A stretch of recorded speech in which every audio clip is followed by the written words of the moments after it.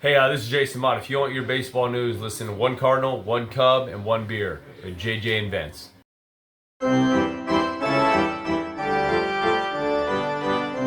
Welcome to One Cardinal, One Cub, and One Beer. Baseball season is starting. Look at that. Look at that Cub glass, Oh Jake. yeah, right there, Wrigley Field, Is the that friendly like, they call that confines. a tumbler or whatever they call it? I mean, that's awesome. I mean, Yes. you got your Expos hat on. You're going old school there. You got Harley Race and Ric Flair in the background for some reason. I Oh, don't know. back there. Uh, Oh yeah. this may break down into a wrestling show. In fact, I'm going to put my money down that this will break down into a wrestling show. For those of you who are watching on YouTube, please subscribe to our channel so you can get our information as soon as it drops. Subscribe, like us.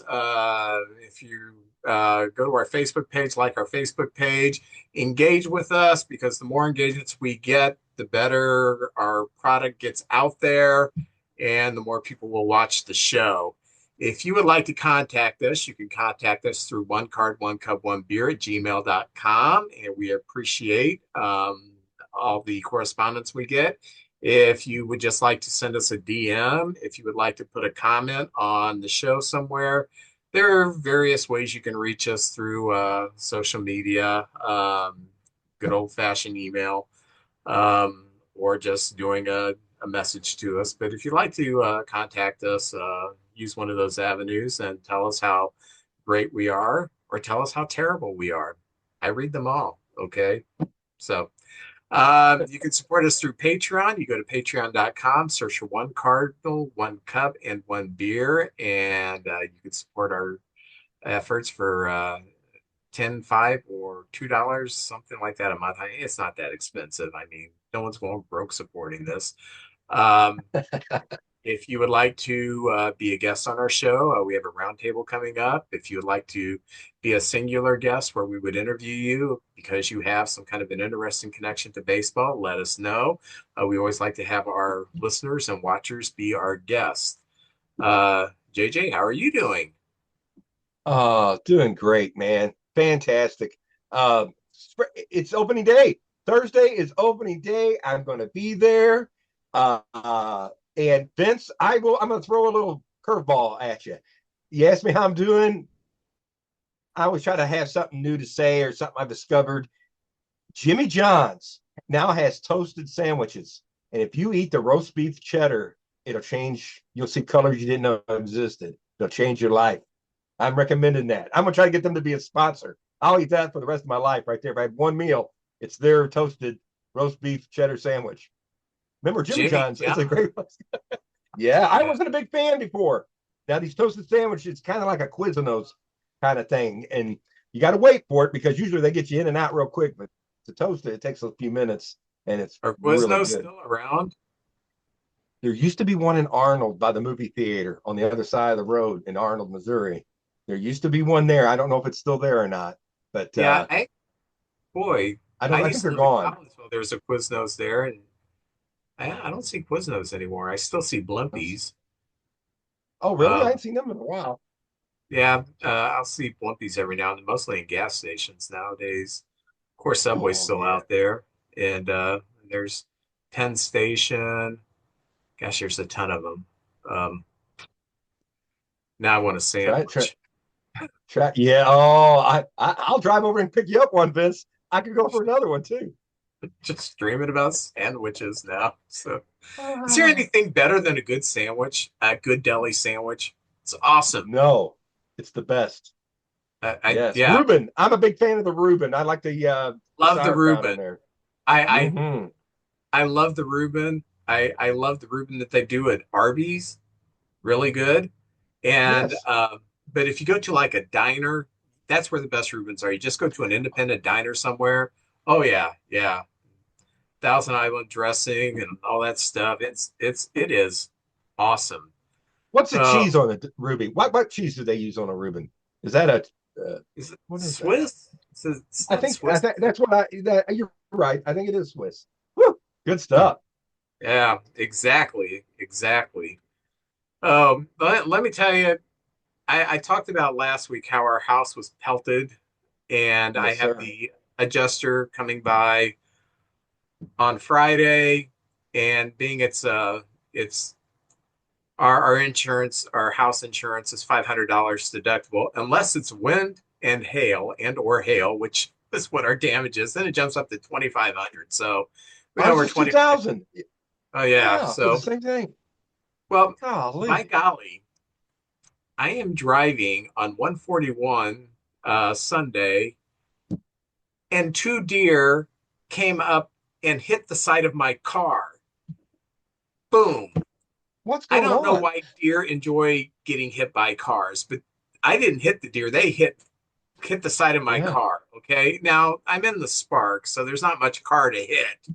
So two deer dented up the whole side, and they also broke the light casing of the left headlight. I like. But it's drivable, and you open the door and you hear this big but it's drivable. But today I took it to the body shop where they're going to do the estimate and the work. Well, that's $500 deductible right there. So now we're three Oh thousand my dollars God. deductible because of a hailstorm and deer who want to just come out and try to tackle my car. But What? anyway, I go. We take the car up there today. If I, the car's going to be gone for 2 weeks. 2 weeks. Yeah, I said, it's drivable. Can we just take it? He said, well, yeah, you can just take it. But when we call you to get it in with everything that we need to do, it's still going to probably be about another 2 weeks. So it doesn't matter if I leave it here now or leave it later. It's 2 weeks and it's gone. So foolishly, we did not get car rental on this thing because, hey, do we really need car rental? No. I'm thinking, gosh, it'd be nice to have car rental. So we're going to be down to one vehicle for the next couple of weeks. I thought, my gosh, the other day we're like, we had $3,000 in cash, Kathy and I. We spread it out on the bed. We rolled around naked because it was extra money we were never going to use. What happens within a week? It's going into all of the deductibles, but such is life. Lord, Such is I life. am so sorry. You never get ahead. Just when you think you do, something else happens. So I understand that completely. So Gosh, darn trust me, why my it. wife and I do not roll naked in money or anything else. So just to let you know that was kind of a Yeah, hyperbole. okay. All right. So anyway, that's kind of been the last couple of weeks. It's like I know somewhere I'm going to have a health problem. I mean, because we've had it on the car insurance, the house insurance. What's left? Oh, health. Oh my gosh, what's going to happen? I'm going to get a brain worm like Bobby Kennedy Jr. or something. I don't know. If I get a brain worm, I'm having that sucker removed. I don't care if I'm lobotomized. I'll sit around and smile like an idiot for the rest of my life rather than live with a worm eating my brain. So I'd like to have a tapeworm. I could use some of the mass taken off here. So maybe, I'll take your tapeworm. the only worm I enjoy is a good Tiki. night crawler. If I'm fishing, which I haven't fished Oh, for. okay. So I'm not into worms. Worms are gross. Yeah, Yeah. it's it's. If you ever watched Unforgiven, the movie Oh, with yeah, that's Clint the Gene Eastwood, Gene Hackman and Clint Eastwood. Is that yeah, that yeah, one?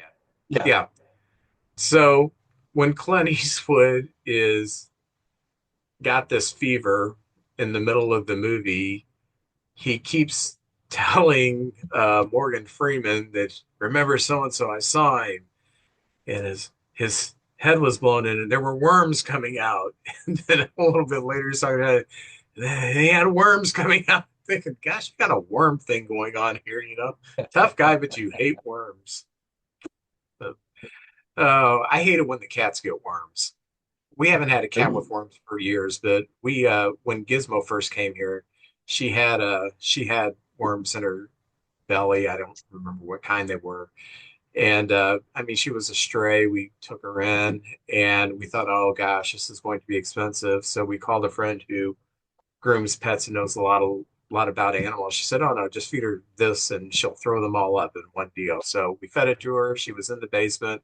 One day on my workbench, about a day later, there's just a pile of dead worms. And, ew, gross. I guess she hasn't had worms Man, since. woo, Yeah, thank the pets. I've Lord. had some cats that have had worms, and it's like, nah, those are not fun to get rid of. So, oh, I guess we should talk about baseball.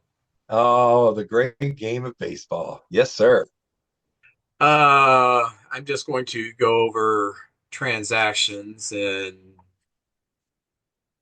because there's a ton of them that matter. First of all, Cal Raleigh, catcher for the Mariners, he was extended 6 years for 105 million. Uh, Good move A on great them. year. All-star catcher. I think the Mariners came out pretty good on that side, and for a guy who can probably, is he like 3 years away from free agency, waited out, probably if he stays healthy, have a very good payday. Um, And he won the Platinum Glove with that pitching yeah, staff. That's a big thing right there. he So, can field, and yeah. he hits with power. Good pickup there, or well, good extension there. Jordan Montgomery's out for the season with Tommy John surgery. Uh, that World Series run with Texas, since then it's not been good on Yes. him. So Cal Smith, who we traded to the Astros for Kyle Tucker, he's played 32 minor league games. Has not, I don't think he's been above Double A. He has made the Astros opening day roster and will be the opening day left fielder. Okay, good for Okay. him. Uh, no issues with that.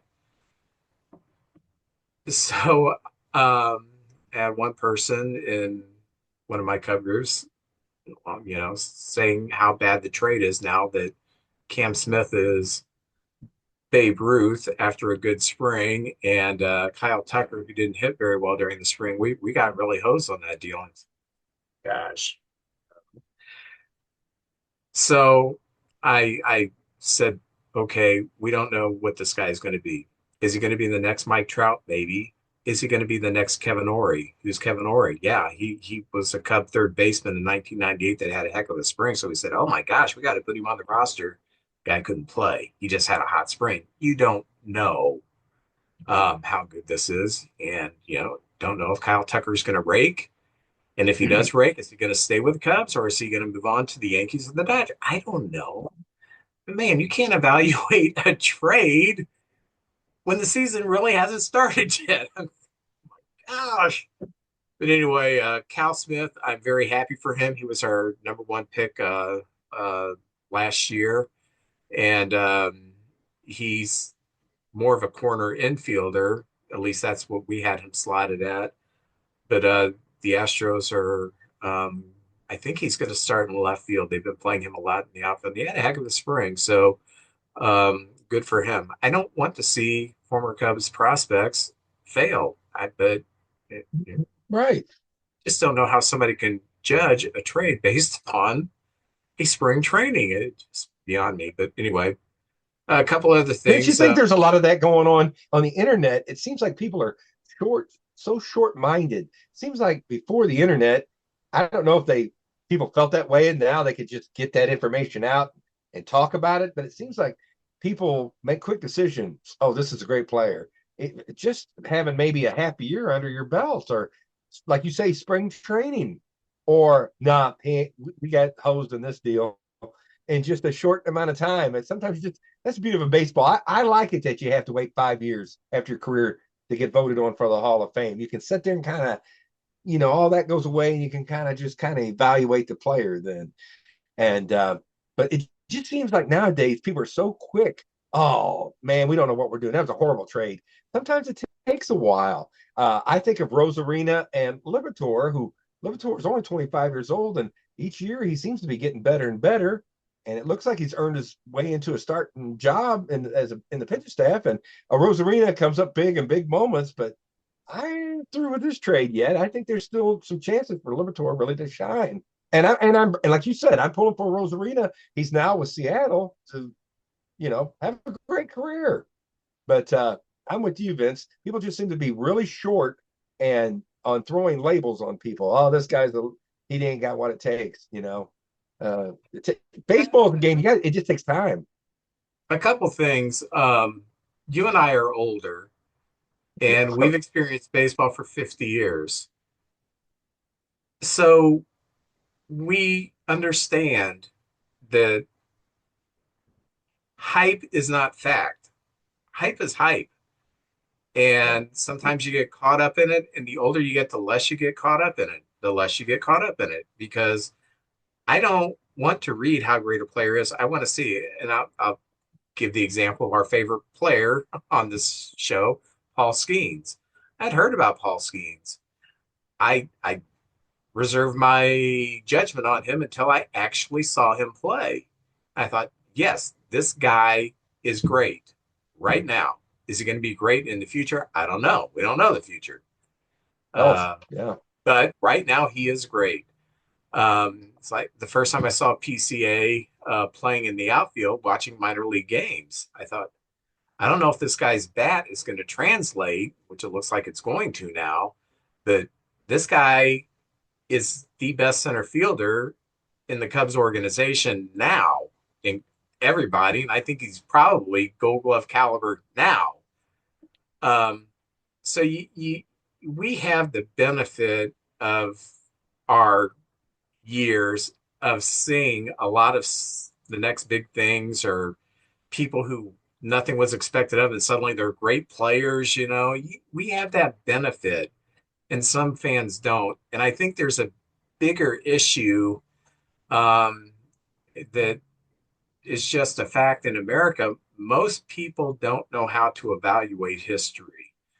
Um, a lot of people, history was their least favorite subject. They slept through it. That it was boring. Why do we have to learn this stuff?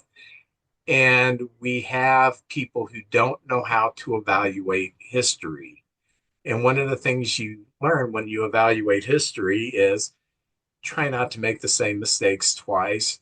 We learned that this was a wrong move historically. Let's do something different.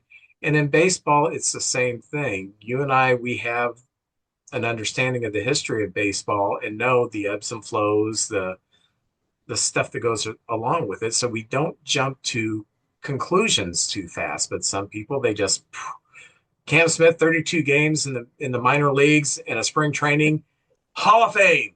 You don't know that. Even the hobby, people invest in cards. They come up, somebody's the player of the month in April, and all of a sudden you'll start seeing those cards take off, and then that might be it for them. They may end up with a 220 batting average, and the cards start going. It's like the stock market or something. And then a guy who might have struggled for a couple of years and all of a sudden takes off. Then where was he? And then his cards start climbing up. It's crazy. But that's what's great about baseball. You never know the chemistry. There's no blueprint. I mean, you can on paper you can look at things, but that doesn't mean it's going to carry over. And like an old pitcher that maybe has one more great year in him, or maybe this is the year the young guy comes through. It's exciting, and that's what's great about opening day and really the season. These stories unfold, and do you use your bullpen a little too much and wear them out, or does the starters are going too long? I don't know. It's just fun to see it unfold, and you never know what's going to happen. So, Vince, I'm ready for opening day, is what I'm trying to say.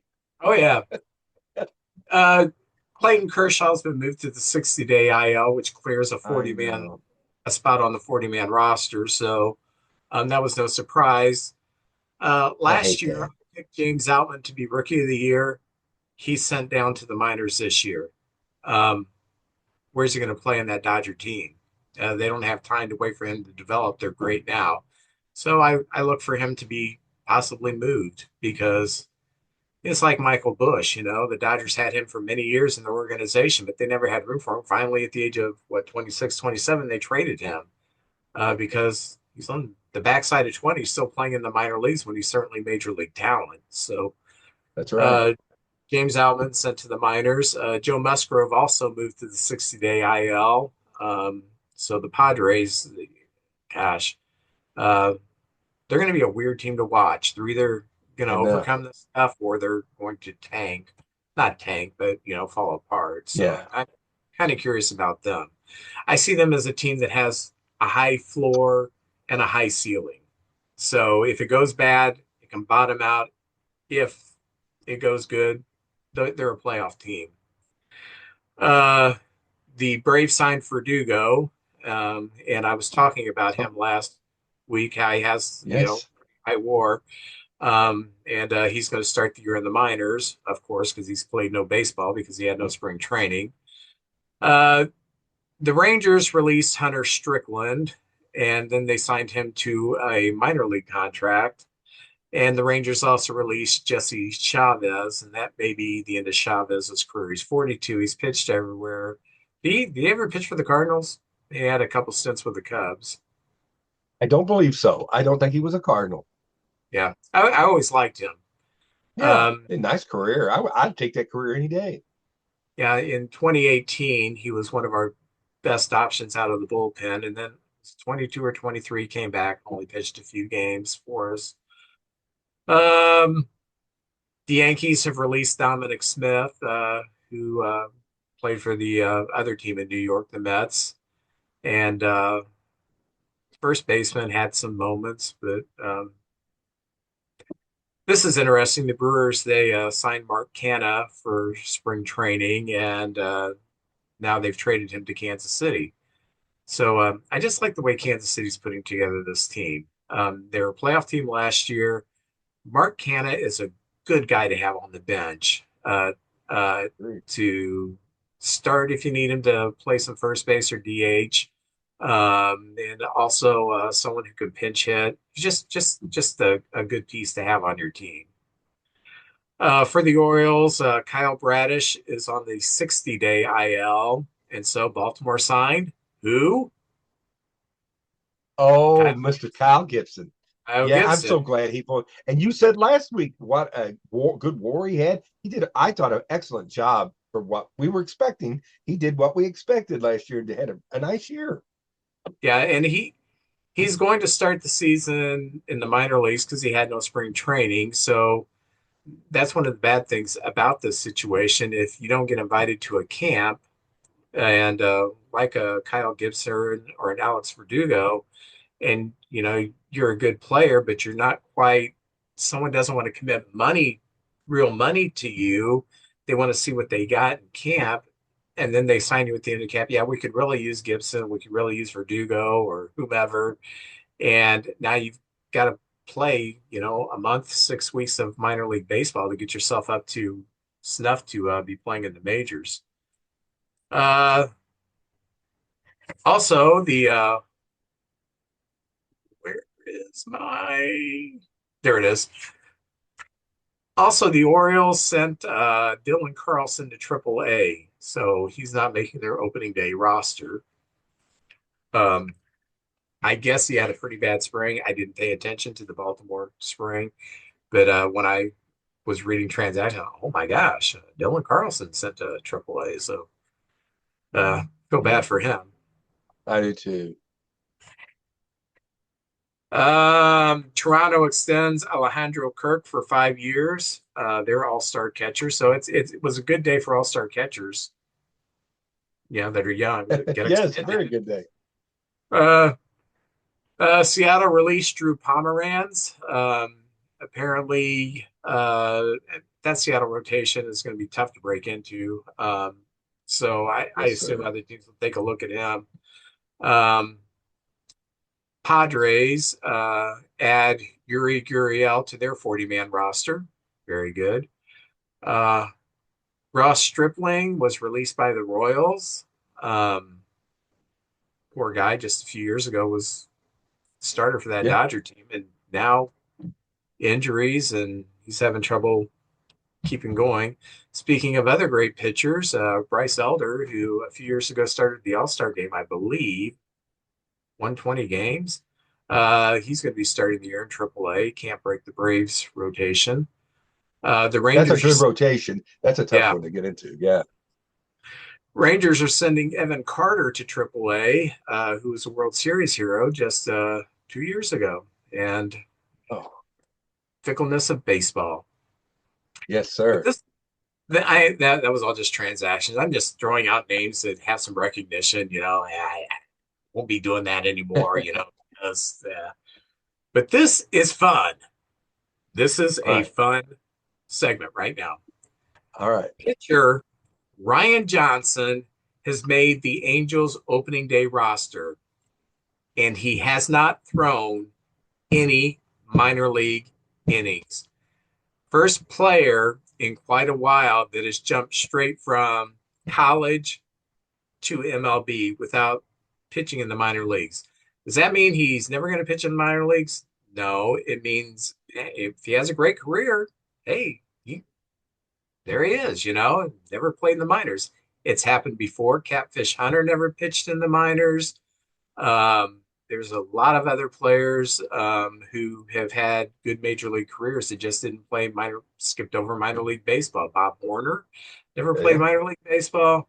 And then there's a few that are more contemporary that are escaping my mind right now. But I'm kind of pulling for him. It's a good opportunity. He's on a bad team. It's a weird team, the way it's constructed. But I kind of hope he makes some noise and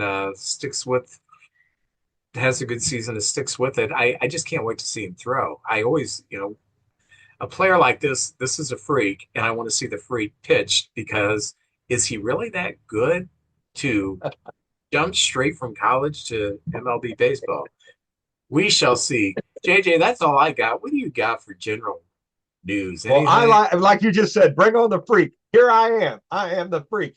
Hey, you know what? It's I want to. Me and Vince want to thank everybody who listens every week. We get a lot of messages or that boys and that. We appreciate y'all. This is like a big family. We get together. We talk baseball, sometimes wrestling, and we just get in here and music, whatever, sandwiches we talked about today. So to give back, our friends down at Boys Dream Hobby Shop. And by the way, I'm putting this up to kind of show you some of the upcoming events. They got Mike Matheny in April. I will definitely be there. John Maybury in June. The great Brett Hull for all you hockey fans is going to be down there. You're going to have David Freese and Alan Craig together in August. Vince Coleman's making another comeback down there in Caledonia. He was outstanding the last time. And the one and only Chris Carpenter, October 11th. I can't believe Chris Carpenter, nothing against the other players, but Chris Carpenter coming to Caledonia. I'm so excited about that. So knowing that, you can get your stuff together. But they have gave me some prizes to give away. So I'm going to show those now. I got about 19 people have sent me, hey, put me in the bucket. So the grand prize today is it's not an 8x10, it's an 11x17 of Ray Langford, signed by Ray Langford, and it's also authenticated, as you can see there in the corner over there. So that'll be the grand prize. And then I have two cards signed, and one is by Mr. Ray Langford. There you go, an autograph card of Ray Langford. And the other one is a Jim Edmonds, who was down there as well, a Jim Edmonds signed card. So, Vince, if it's okay with you, I'm going to draw our first prize winner. And Let's do it. look, remember, what was that? Velvet Freeze. They would put Sundays in those little helmets and stuff. Yeah. Yeah, so I'm Awesome. going to reach in there and I'm going to grab one. There's 19 names in there. And the first prize will be the Jim Edmond, the Ray Langford card. Let's do the Ray Langford card first. It is Harold Rowland out of Mappaville, Missouri. Harold Rowland, big Cardinal Harold. fan. Harold Rowland, yes. I will make sure he gets that the next time I go up there. I'll stop by his house and give that to him. So that is the Ray Langford card. So that's our first giveaway of the day. We got two more. So the things I was going to talk about today is, Vince, I don't know if you heard about this, but MLB is starting to look at the check swing. I don't know if you heard about this, but they noticed that they did a lot of tests on this. And over the last 20 years, it seems like the umpire are calling more things a strike on a check swing. And they're trying to maybe, I would think if it's sort of a call that's tough to call, giving it a check swing and call it a ball. If it's not obvious that they did swing on that. That's one of the toughest calls in baseball. It happens so fast. And These umpires are incredible. After having that robot ump, and when they want to disagree with the call, them umps are, if they're wrong, it's like a centimeter off. They're phenomenal. They do a heck of a job. But the check swing, I could see this. When in doubt, like if the tie goes to the runner, I'd say a tie goes to the batter. They want to see more swings, more action, and things like that. A lot of guys get called on a third strike check swing, and some of them I'm like, oh, come on. If it happens to the Cardinals, it's always, oh, come on. And if it happens to the Cubs, I'm like, well, yeah, he went around. No, I'm just kidding you, Vince. But yeah, it's a rally killer. So the check swing, I think you might see it called a little different this year, and I'm all about that. And maybe it's going to be next year when this is implemented. But they're taking a look at the check swings. Did you hear anything about that, and what do you think about that? I didn't hear anything about this. I'm on the opposite end of the spectrum. There was a season or two that this was in vogue from the umpires. They weren't looking so much where the bat was going, was did the hitter intend on swinging? And that's kind of where I like it. I don't care if the bat breaks the plane or what. If the hitter intended on swinging and stopped their swing, call it a strike. Conversely, if that pitch is coming at them and they turn like this, that's not called a strike because that's just getting out of the way. So Yes, I kind of like that approach. That means if a player is going to swing, there's no sense in check swinging, just swing away. And I think offenses would be better because you would be a little more leery of, oh, this may be a fastball in the corner or a slider, and I'm going to start my swing. And if I see it start to break, I'm going to stop my swing. Because that's what a lot of check swings are. They're waiting for that pitch on the outside to see if it's going to have break or not, whether or not they swing. So I would like to see them just say, if you intend on swinging, if you start the motion of swinging with your wrist, call it a strike. And that way, that will just eliminate the check swing. People are just going to swing. So I like that. I like that. More action. It's too Now, radical. Vince, I've been brainwashed already. That robot ump. I was watching the Cub Dodgers, and I was like, oh, they're gonna tap their head, but they don't have it implemented yet. That's how I like it so much. I like it. Like I was like, I disagree with that one, but I forgot it wasn't implemented yet. But I really liked it, and it really does not embarrass the umps. I don't think it shows you how good they are, because a lot of times the batter disagrees, and no, it was obviously a strike. And these pitchers are putting balls right on the corner, Vince. It's amazing how good these pitchers are these days. It's amazing anybody can hit 300 anymore with how good these pitchers are. Yeah, you don't see many of them. Yeah, I heard once I was watching a game and a commentator said that the color of the bat has something to do with whether or not they're going to call it a strike or not, because some bat colors are harder to see. Like if you're wearing a white uniform and you've got a light colored bat, it's harder to see the bat as opposed to a black bat or a red bat or something. So I've heard that. And I've also heard that it would be very cheap to put some kind of a sensor at the tip of the bat and have a camera and let that dictate whether or not it's called a strike. I don't know. Check swings do drive me nuts because it's like you say, if it's for your team, oh, that's not a strike. If it's well, that's a strike. Why didn't you call that a strike? So, right. And there doesn't seem to be any consistency to it. There are times when I see, obviously, he didn't break the plane, and they're calling it a strike. Then I've seen him, the hips have swiveled, the butts through, and they pull back, and they say, "What are you talking about?" So, yeah, they took a middle break on that pitch. Fell into this weird category. I would just like to see them, if there's an intent to swing, just call it a strike. I'm with you. Vince, the story of the winter was the search for the Paul Skeens' MLB debut signed card. An 11-year-old kid in California found it. He decided to put it up for sale, and he has an auction. And I don't know if you heard, but this week the final bid came in, and the card sold for 1.1 million. 11-year-old kid hit the jackpot with that one. Good for him.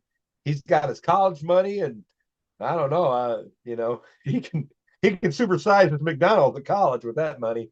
So good for him. I wish I would have got it. You would have seen my set would look a little different if I had got the Paul Skeens card. But Vince, I want to say the Japanese series with the Cubs and the Dodgers, because last time we taped, we were through with game one. I know you're not happy with the results, but the Dodgers are a great team, and you guys put up a great fight, and I think the Cubs are a very good team. But they said 25 million people watched one of those two games, and it was the biggest viewed baseball game ever. 25 million people. So congratulations to the MLB and the Cubs and the Dodgers for putting on a great show and game and ambassadors, and the sport is just growing. Also, Ohtani took the team out to eat, and I hear he got a 500-pound tuna and fed the team with his 500 pounds. I didn't know tuna got up to 500 pounds.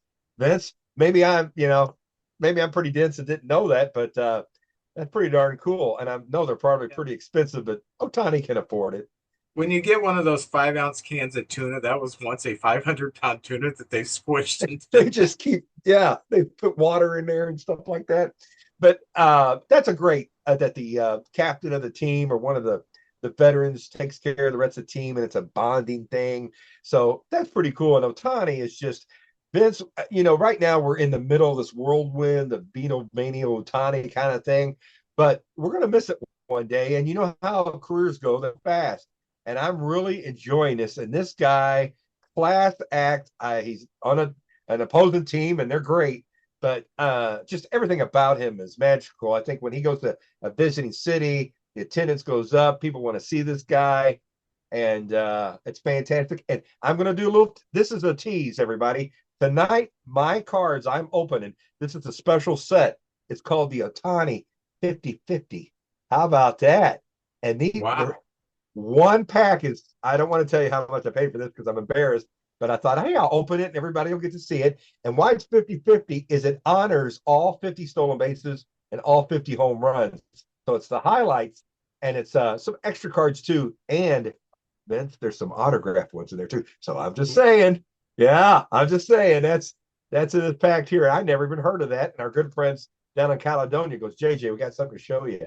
And I said, all right, I'll get it. What the heck? They see me coming. With opening day coming, Vince, one of the traditions is the president's throwing out the first pitch. And do you know the very first president that threw out the first pitch? This hasn't went on since George Washington, but it's been somewhere down in there. Somebody was the very first to do it. Was it Taft? Vince, I'm amazed. You are the man. William Taft threw out the first pitch. Also, he was the head of the Supreme Court too. William Taft. How about that? So I've seen some pictures of like JFK and Stan Musial. Like he threw out the first pitch and Stan caught it, and he's over there and getting the ball autographed by the president. And so I've seen a lot of pictures of presidents and players through the years. I'd love to get that picture of JFK and Musial. I don't have that one, but I'm going to look for that one. So that's pretty good. Vince, man, you are the man.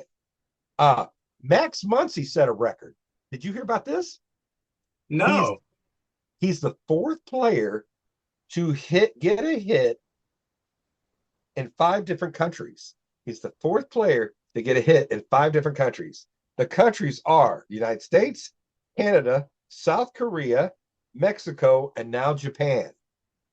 There's only 4 players now that's done that. That's pretty cool. I mean, that's odd record, but that's pretty cool. The other players that have done this are Edgar Alfonso, who played with the Mets, or Eduardo Alfonso, Paul Goldschmidt, our old friend here in St. Louis, Paul Goldschmidt, and Bogarts, who is now with the Padres, also holds that record. So those 4, that's kind of was it about 10 years ago they opened the season?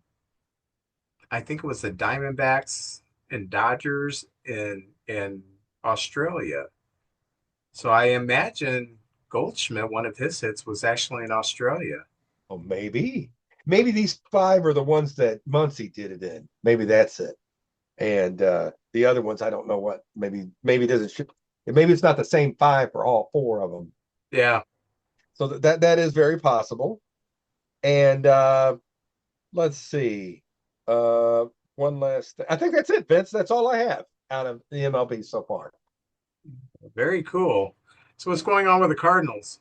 Well, some big things. Opening day Thursday. Me and my son Brody will be there, and it will be Lopez pitching for the Twins and Sonny Gray for the Cardinals. And Vince, like you said, spring training there is competition, and you want to do good. Sonny Gray has been terrible this spring. Now, I don't know if he's working on anything, but he's got me very nervous because we need Sonny to be Sonny. And so far, they're just smacking home runs against them. And I don't want to make any excuses. He just was terrible this spring. But season starts. It's in St. Louis. It's a different place. We've got our starters out there. So let's see what happens. But I think his ERA was a cool over 12. So we got to get that nastiness out of your system, Sonny. We need you to get back around 3. All right. That's a goal. But in opening day in St. Louis is a big deal. We got the Clydesdales, and they play that Bush theme, da da da da da da da, and they bring the convertibles out, and all the red jacket guys will be there. And I tell you what, Vince, it wasn't long ago where we had Red Shane Dinks and Stan Musial, and Lou Brock and Bob Gibson. I'm talking like 10 years ago. In my book, it seems like it was like 10 years ago. Well, Red and Stan are gone, and now Lou and Bob's gone, and Ozzy's like the elder statesman of the team now. And that kind of makes me sad. I'm glad Ozzy's going to be there. But here's some of the players that's going to be there: Chris Carpenter, Vince Coleman, Jason Isringhausen, Ray Langford, Tony La Russa. So our friend Shannon will be happy about that. Matt Morris, Oquendo. Let's see, Scott Rowland, Ted Simmons, Ozzie Smith, John Tudor, and Jim Edmonds. And I'm so glad whatever problems the Cardinals and Jim Edmonds had with his announcing, I'm glad he's going to be there because he is one of the all-time great Cardinals. And I'm glad whatever that was is behind him and he's going to be there because I bet he gets a big ovation, because we do love Jim Edmonds and he was a big player for years and years. Now, the other thing I was going to talk about was the roster. And I'll make this brief, Vince. We got a young team. I know we wanted to go with all the young guys this year, but because some of the contracts with the no trade clauses and such, we still have Arenado and we still have, we even thought about trading Betty and Sonny Gray and some of these players, but they got no trade. They want to stay here, and that's great. I'd love to have them. But we have 5 players, 24 or younger, and Walker and Victor Scott and Mason Wynn, Herrera, and oh shoot, I write so small I can't read some of my writing, but we have 5 guys under 24, and there is 3 more guys you could add to that: Burley, Lars, and Podges. 8 players that are, if you take their average age, it's younger than 25 years old. If you take all the average ages. So we've got a young team, but the guys that made the team this year, Herrera Podges, the catcher, that was kind of expected. Contreras will be our first baseman, and Luca Baker made the team, and his kid has done nothing but rank down in the minors with his power. He'll be on the bench and get a little playing time, but it's good to have that power coming off the bench. I'm really excited for him. Brendan Donovan and Gorman can handle second base. Mason Wynn is our only shortstop on the team. And I know that's kind of a scary thing because what happens to him? Well, Donovan can fill in at shortstop. He's not, I don't think I think he's just okay shortstop. He's not Mason Wynn. But I looked this up, Vince. There is 10 major league shortstops last year that played over 150 games. So it's not just the Cardinals that's going to pretty much play Mason Wynn. And Mason had a good year last year, but the last month and a half, he kind of faded down the stretch. So let's see what happens. But he is our shortstop. Arenado, of course, at third.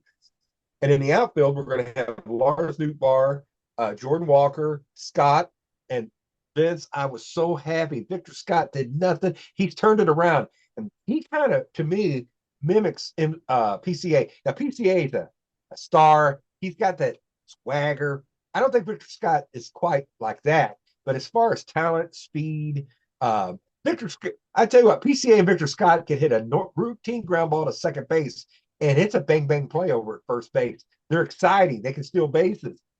So this is going to be kind of fun to watch. And he earned it. He showed power down in spring. He's changed his batting stance, and Vince.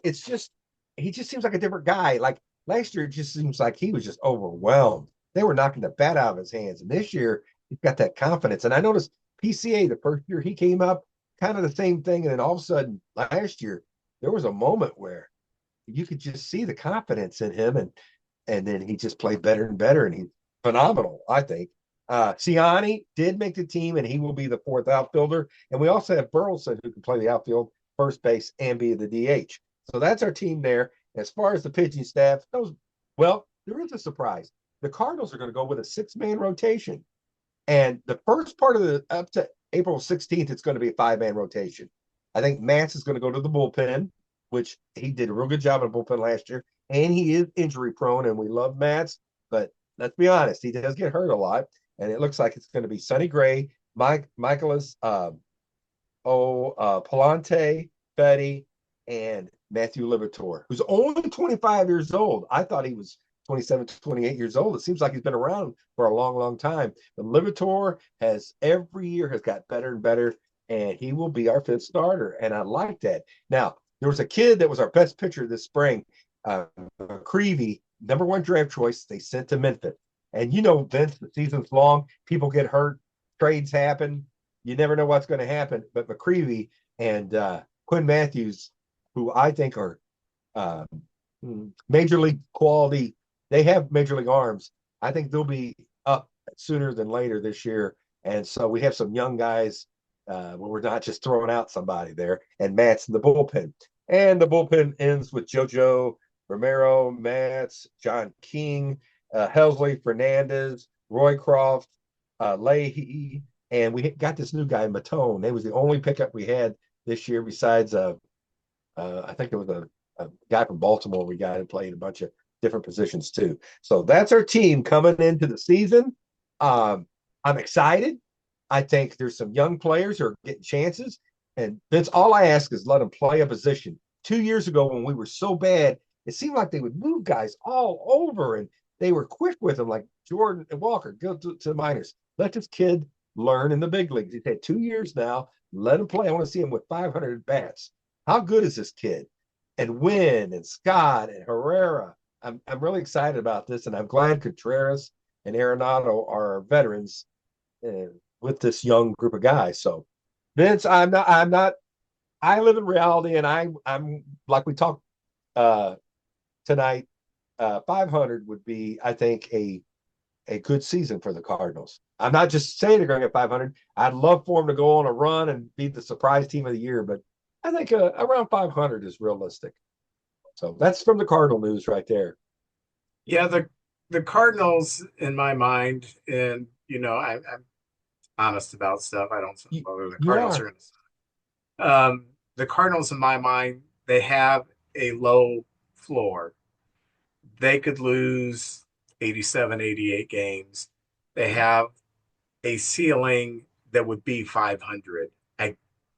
I don't see them being 500, especially now that the schedule is balanced and you're not going to feast up on the Reds and the Pirates, who are probably going to be much better. But anyway, I see the Cardinals somewhere in the low to mid 70s as far as victories go. And there's nothing wrong with that when you're in a rebuild.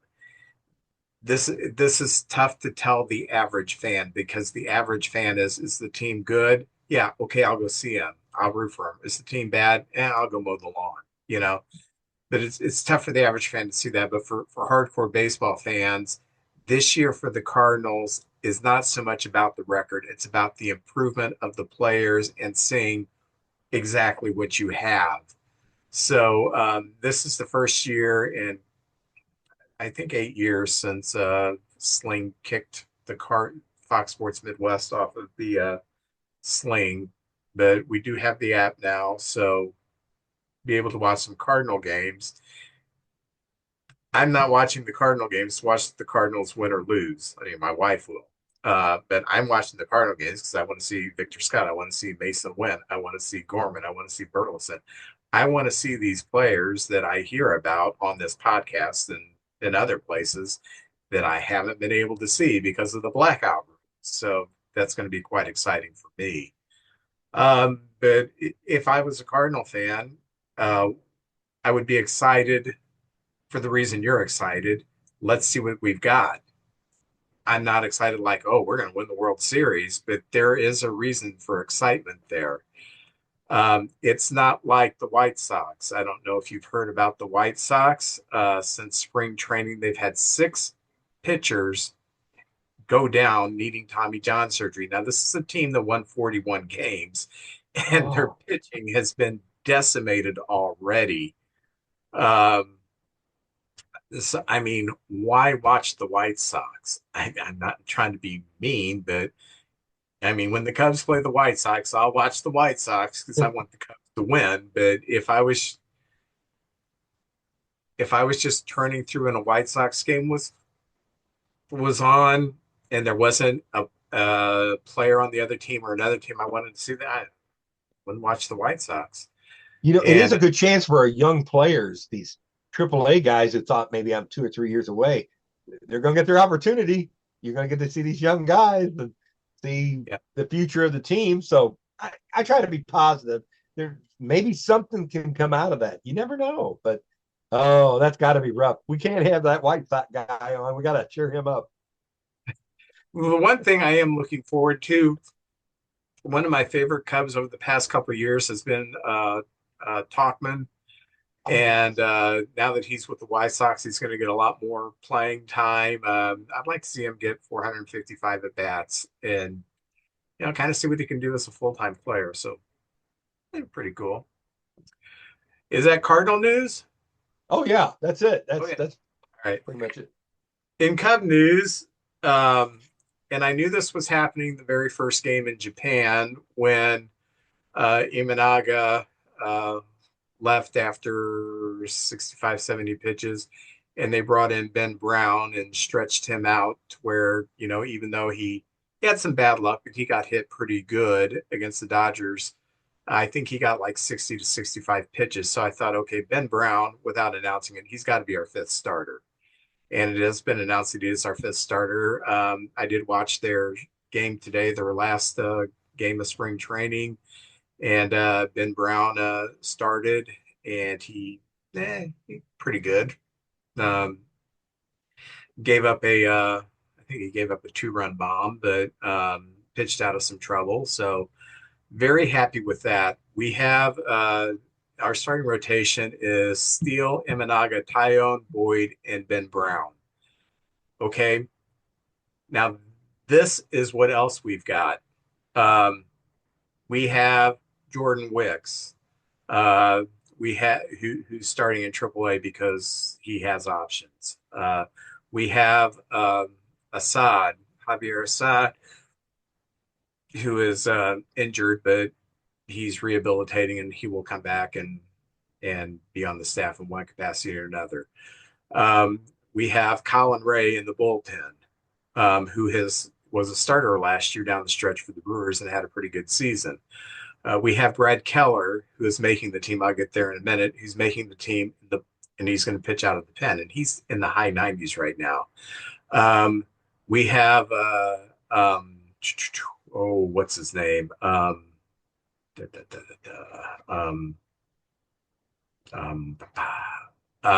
Cade Horton. We have Cade Horton, and he's going to start the year in AAA. So that's 5 starters we have that are not in the starting rotation now.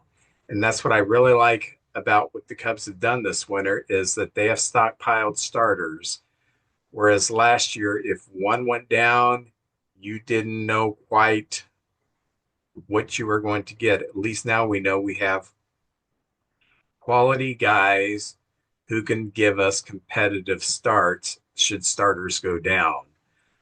I would not be surprised if Horton is in the rotation at the end of the year and you see someone like Tyone maybe uh, in the bullpen or Ben Brown in the bullpen, something like that.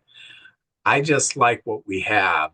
This is what we have in the bullpen. We have Ryan Brazier over from the Dodgers, Porter Hodge, who closed last year down the stretch for us and had a really good season. Julian Merriweather, who every other year has a great season, so he should have a great season this year, being he sucked last year. Um, Brad Keller has made the team in the bullpen, and he's been through a lot, overcome a lot of injury. And the only reason that he's not starting in AAA is because Tyson Miller, who once we got him from, I think it was Seattle last year, once we got him over, he pitched really good. But Tyson Miller is going to start the season on the 10-day IL with the hip impingement, excuse me. And you could see in his outings in spring training, something wasn't quite right. So I think that's the best move. Eli Morgan, Nate Pearson, Ryan Presley's going to do the bulk of the closing, Colin Ray, and Caleb Thielbar. So we've got a bullpen that may not have the best starts. We don't have Daniel Palencia is not in this pen who throws 100 miles an hour. Um, Luke Little, who was very good last year in our pen, he's starting in AAA. We're starting these people in AAA because they have options, and we're going with more of a bullpen with people that have a lot of experience. You have a lot of guys in in their 30s in this bullpen, but it's the quality of the arms that they can bring up if a guy doesn't work out or if a guy gets injured that I'm really excited about. Moving around the diamond, Miguel Amaya is going to be getting the bulk of the catching time. Carson Kelly is his backup, and I've got to say Kelly has looked good in spring training, both sides of the dish. Um, he has a fantastic arm, which has always been his calling card, but he's hit better in spring training. I mean, one year with Arizona, I think he had 18 home runs or something like that. So he had one decent year there, but he's looked much better at the plate than I've ever remembered seeing him. So that's pretty cool. Um, Around the horn, we have Michael Bush at first, Nico Horner at second, Dansby Swanson at shortstop, and Mike Shaw at third base. And they will be backed up by John Birdie, who can play all over. Even at his age, mid 30s, he can still swipe bags, which he proved during spring training. The speed is still there. And I shouldn't say speed because he's not a fast guy. He is a smart base stealer. He knows when to run. Vidal Brujan has not hit much at all in the majors. I'm talking like below 200. A lot of speed, good defender. If we could get him to hit maybe 235, 240, he's going to be a contributor. Especially, we can bring him in late innings,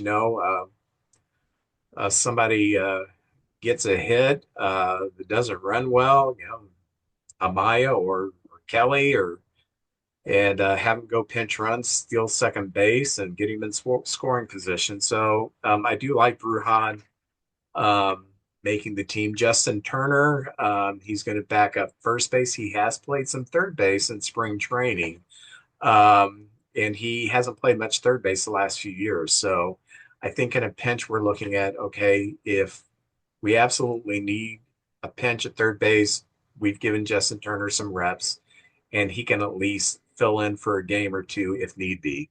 But the guy I'm most excited about is this Gage Workman, the Rule 5 guy we got from Detroit. He hasn't played above Double A, but he's a hitter. He's got great power, and he's pretty good defending too. So I'm glad he's made the team, not just because he's Rule 5, and if he doesn't play the year, he's got to go back. We have to offer him back at Detroit. but I just think he's got a skill set that works really good on the bench. And if someone goes down for an extended time, I think he's the type of person who can fill in and give you some quality playing time. The outfield is set. Left field, Ian Happ, Gold Glover. Center fielder, PCA, future Gold Glover. Right fielder, Kyle Tucker, Gold Glover. And DH, Seiya Suzuki. And they've done something smart spring training with Seiya. They have played him both in center and in right. So if PCA needs a breather, Seiya can man center. We don't have that great super sub in the outfield like we did last year with Talkman, and we're only technically carrying 4 outfielders to start the season. Um, but I like that we've loaded up on infielders, and like Bruhan has played a little bit in the outfield during spring training. Birdie can play some in the outfield. Birdie can play anywhere. So I just like the makeup of the team. And I think they've done a really good job putting this team together. Is it a great team? No, it's not a great team. It's a team that is built to be competitive and win this division. Is it going to be a great team at the end of the year? Possibly, because we don't know who's going to be traded over at the deadline. We don't know if PCA is suddenly going to hit 290 with 15 bombs and 70 stolen bases and play that kind of center field that we know he can play. We don't know if possibly Miguel Amaya has figured it out because he's looked good in spring training and hits 255, 260 and hits 20 home runs. And he's become a much better pitch framer than he was his first few years. So there are variables you don't know about. Will Cade Horton pitch so great he's going to be in the rotation at the end of the year?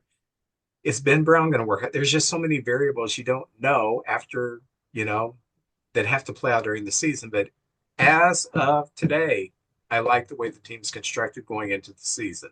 So, who Vince, else likes the way this team is constructed?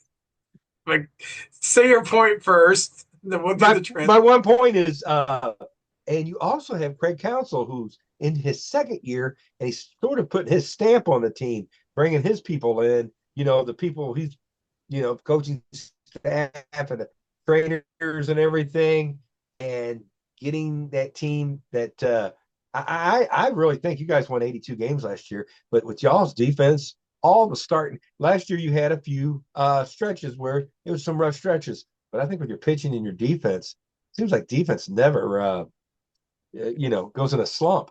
I really could see you guys winning 90 games this year. I really do. I think you have I think, at worst, if so many things go wrong, I still think you guys are an 82 win team, but I think you guys could win 90.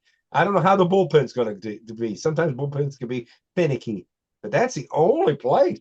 You got good power. You got a great lineup. It's going to be tough to get through that lineup, man. And speed and defense and pitching, starting pitching. So it's going to be fun. It's going to be fun at Wrigley this year. And Counsell, I still think he's a great manager. Last year, people were kind of down on him a little bit, but give the guy a minute to get this team together and up and running. It's getting better and better and better. So that's my point is Counsell. I just think you're in good hands with him. Well, he was given a pretty decent starting lineup last year. There was nothing from the bench, and we got nothing out of the catching position until August. Nothing. We had a Maya. Third base was a little. Yeah, we had nothing out of third base. He was given a decent lineup. There was no depth to it. And when Morel didn't work out at third base, both with the bat and with the glove, and then we had to trade Biggie, who I love his arm, although he didn't make the opening day roster for the Rays. We had to trade him for the third baseman that didn't work out. Isaac Paredes or something? Paredes, yeah, Paredes. And Paredes was just terrible for us. So we got nothing out of third. We got nothing out of catcher for most of the year. And the bullpen didn't get figured out until half the season was over. So I like our chances coming out of the blocks. We do have a very tough schedule um, through most of April, but we get through it, and we're still hovering in the 500 mark. I'll be happy. So now, Oh yeah, you guys rip that Band-Aid off. Get the tough teams out of the way. so let's rip the Band-Aid off and put Jeremy Connor in right now. Jeremy Connor. Comes a time in every man's life when he needs some advice on relationships. You need to listen to the podcast DMDR, which stands for Dating, Marriage, Divorce, Remarriage, from my good friend Jeremy Connor, the Dr. Phil of the Boot Hill. You can find DMDR on Spotify or whatever platform you choose to listen to your podcast. Welcome to our roundtable, the season opening roundtable. We have a few newbies here, and I will let Chad and Jeff go ahead and introduce themselves. When you introduce yourselves, tell us about when you started liking baseball. What do you like about baseball, and why are the Cardinals not as good as the Cubs? Go! Jeff, you better lead it. Yeah, no, thanks. Thanks for having me, guys. This is a treat. 2 days Honor. before opening day, an honor. I am a lifelong Cardinal fan. I'm originally from St. Louis. Hopefully that would be obvious. My first game, I'm going to date myself. My first game, I was 5 years old. It was Bob Gibson was pitching. That really shows. Joe Torre was at first base. If anybody knows Joe Torre's baseball history, he was actually an MVP and had an MVP season with the Cardinals. Lou Brock was in left field. I mean, so it had that feel. No one had to tell me. Nobody had to implore with me. It had that feel of tradition, winning tradition, Hall of Fame, all that. And so I was hooked at a very, very early age and have been a lifelong fan since. Nice. Man. All right, JJ, Chad, I don't even know you know that story. No, I did not know that story. When I met you, you knew all the announcers, the players, the numbers. I was like, oh, we're kindred spirits. Your favorite bands? Yes. I remember all that, Jeff. I remember all that. Wow. Well, Chad, tell us about your baseball experience. Now, I want to say something. Chad and me grew up in Arkansas. All right. Don't hold that against us. And in the sports, local sports, all they covered is high school basketball. And Chad's dad and grandfather are in the Arkansas Hall of Fame for coaching. Well, Dad just got accepted this last summer over, I think it was 570 wins, that or 630 wins. And he was inducted in the Hall of Fame this summer. So shout out to him. Little bitty town named Marmaduke, Arkansas, population around 1,000. But I remember baseball. I'm not the biggest fan. Thanks, JJ, for inviting me on a podcast for baseball. So maybe existentialism would be a little bit better, but baseball is fine. But I remember listening to the St. Louis Cardinals, and everywhere you'd go, there was a baseball game in my little hometown of Marmaduke, Arkansas. But my first game was I don't know anything about the players, but I was in St. Louis, and I was about 5, so that would date me about 1969. I saw my first baseball game in 1969. So in Busch Stadium, correct? I don't remember. Very good. Yeah, thank you. It's good. Tiny steps, JJ, tiny steps. But I remember looking at my mom watching the baseball game and going, okay, how many innings? She told me there's an inning. And I said, how long does an inning last? She said, I really can't tell you, son. But I remember that. Now, being an Atlanta fan now, and I still like the Cardinals. I was going to make some jokes about the St. Louis, but I'm not now. But that's okay. No, I'm not. No, it isn't. But I remember, coming into Atlanta in the early 90s and catching the fever here. And they lost the first World Series in the early 90s. And I remember they still had a giant parade for the guys, and for the whole city just came unglued. because, and I was at a conference, a church conference Friday night, and a bunch of 500 guys were in this conference, and the speaker from another state said, "How many of you guys are Atlanta Falcons fans?" And a smattering of applause. And then they said, "How many of you guys are Atlanta Hawks fans?" Smattering of applause. And then I said, "How many of you love the Braves?" And everybody just screams. So there's just something magical about the Atlanta Braves here in Atlanta, and it's just the same thing as the Cardinals when I was a kid. I don't know what it is, but it's there. So that's my baseball story. That does sound magical. And Jeff, you live in Chicago currently?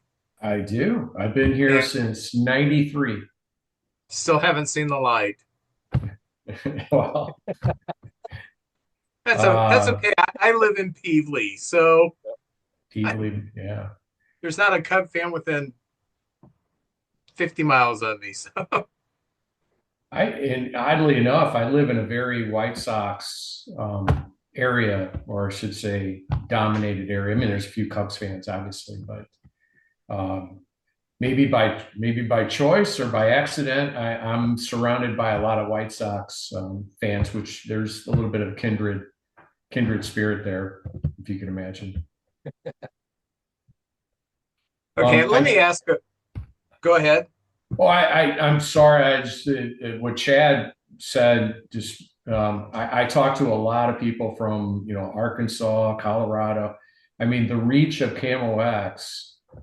I mean, that was ingenious. Back in the '60s to have that broad reach. There are a lot of fans in the surrounding states that were able to listen to the games, and it's one of the crazy things. Another fun fact is that St. Louis was the westernmost team in the U.S. up until 1959. And so when you go to Colorado, you run into a lot of fans, and you're like, "Why? How did you become fans?" It's like, well, this was the only team. This was the nearest team that we had. And so therefore, there's a lot of entrenched fans in Denver, of all places. So anyway. Yeah, who would have thought? What does the beginning of baseball season mean to each of you? Can I go first? No. Vince, I'm please. I'm a super nerd. Go ahead. Chad can tell you when I was in school down in Marmaduke, everybody else was like, "Oh, baseball's starting up." They talked about high school or college ball down at Arkansas State. But me, Chad, how often did I wear a Cardinal shirt to school? Every single day. It's not how often you wore it, but which one did you wear? Every day I wore my Cardinals, and it was just like me and the janitor. That was it. But my family, they say, "Oh, it's time for Dad." Like you said, Vince, a long time ago, baseball is your mistress, and it goes away in the wintertime. But when spring comes, I can't sleep. I get excited when the Cardinals win. I'm fired up when they lose. I'm like, I can't believe it. I get all upset. And my family knows this, and my wife has got all the channels now where I can watch all the games, and I'm excited for it. And so you guys know where I'll be baseball season. I'll be right here unless I'm down at the ballpark. And by the way, my son bought tickets for opening day. Brody, who you've met, Chad, is taking me to the opening day. Twins Cardinals Thursday, 3:00. Isn't that not cool? So I get excited by opening day. Shannon, what's baseball season mean to you? Well, to kind of trail off what JJ was saying, we got invited next Monday, so I'm pretty stoked. We kind of decided we're not going to spend money this year, and just going to watch it at home. But if someone wants to give us free tickets, awesome, we'll go. It is more nostalgic for me, I think, because when I was a kid, I remember 1980, I think 81, 2 maybe. Started watching on Channel 11 when they had all the games on Channel 11, and then I think was it Chad that was talking about KMOX. I don't know if you guys remember, right after the Cardinal games, it would be like Jim White, Things That Go Bump in the Night. That was great. I was young then, I loved it. But no, baseball is just nostalgic, and you know, it's a passion for me, and I'm truly interested in it, and it's exciting, and you never know what can happen. You know, a whole new season's like a whole fresh slate. So it's just exciting to start new again and see what the season brings. Jeff, what do you think about that? What you get ready? Do you still have the passion for baseball like you used to? Do you get excited? Is around you? Are people ready for the season? Well, I mean, it's just me. Yes, I still get very excited. I don't know if you guys remember the book. It was, I think, written in the early 80s, Why Time Begins on Opening Day. I think it was by Tom Boswell or somebody like that. But I always mean to reread that book because it talks about baseball and just how important it is to the fabric of our society. I mean, of any sport that it seems to have that. Sorry to borrow the term, Shannon, nostalgia. It has that little extra, nostalgia for all of us, going back to childhood. And I love other sports. I'm a huge football fan, but nothing quite captures the imagination like opening day for baseball.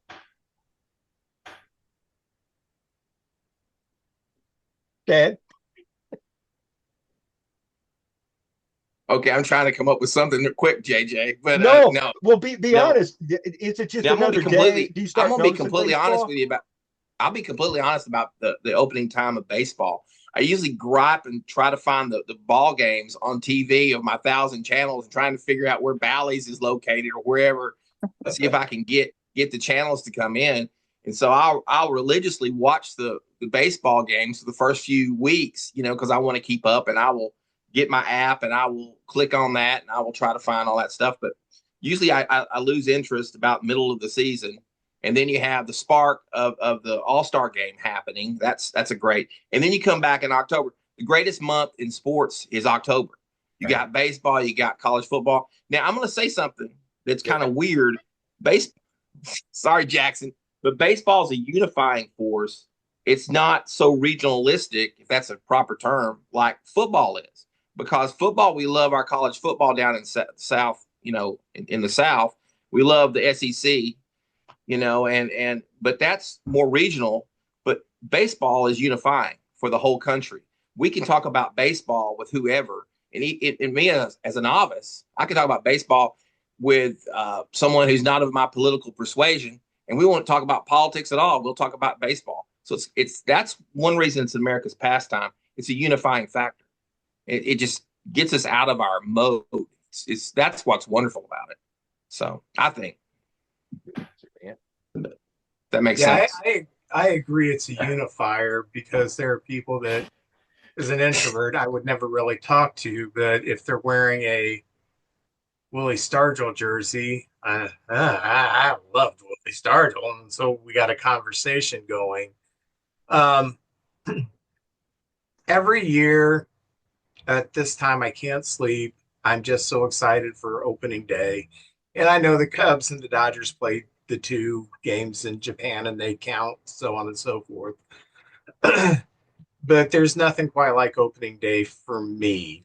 And it's one of those years where the Cardinals play a 3:10 game and the Cubs play a 9:10 game in Arizona. So I'll actually be able to watch the opener for both. This is the first time in 7 or 8 years we've actually been able to watch the Cardinal games because Fox Sports Midwest was kicked off of the Sling plan a few years ago in that fiasco. And look what a great decision that was. But anyway, I'm not going to get into the TV contracts this time. But I'm like a little kid. It's optimism. It is a sign of spring. There's a new birth, not just baseball coming up, but just the change of the season. And it goes into those days of summer that, like the old song, those lazy, crazy days of summer. Baseball is a slow-paced, leisurely watched, enjoyed sport. You can have it on in the background. You can only pay attention sporadically, or you can get really into it. It's unlike the other sports, which are happening mostly in the winter, mostly in the fall, where things are dying, where things are fast paced and aggressive. Baseball is just completely different. I think that's what attracts me to opening day being so special. I love football. I used to love college basketball before they did the portal things, and I can't keep up with players anymore. So I said, screw it. But I just like that baseball happens mostly on its own time. I know there's professional soccer that bleeds into the summer now, and there's of course golf, which is basically baseball for people who like smaller balls and bigger clubs. So very leisure sport. So Hey, I got a question, and I'm going to say we're not old. I'm not saying that word. That's a dirty word. We're more mature, except for Shannon. She's a young, in her prime. But the rest of us, we've got a little gray in our hair and everything. But Cam Newton, the dirty Cam Newton, said that baseball was a dying sport, that he believes WNBA will be bigger than the MLB one day. I think he's wrong. But we've been around, we've been to different parks, we've done some things. I want to know, have any of you ever had a brush with greatness? I know you're in Chicago, Jeff, and you're in Atlanta, Chad, and Shannon's up in St. Louis. Have you ever ran into a player or somebody you admired? And can you tell us about that? I'd really like to hear that because, here in Potosi, Missouri, I don't, there's not, we don't have a lot of big stars down in this neck of the woods. Shannon, what about you? Is there any player you've ever ran into or had an experience with? Did you ever date Brett Hall? Huh? No. It's funny. Those athletes, they really don't like the tomboy types, but that's fine. However, I thought I showed you my Tony La Russa tattoo. Hey. Yeah, I have asked Tony to be my husband and he politely declined. But it's okay. He is so cool. You know how they have like wine and whiskers? He was really big into the animal foundation. So my friends and I, we would go, it was a donation and you get like an autograph. And I asked him to sign my arm and he goes, that is probably one of the most craziest requests I've ever had, but sure, I'll do it.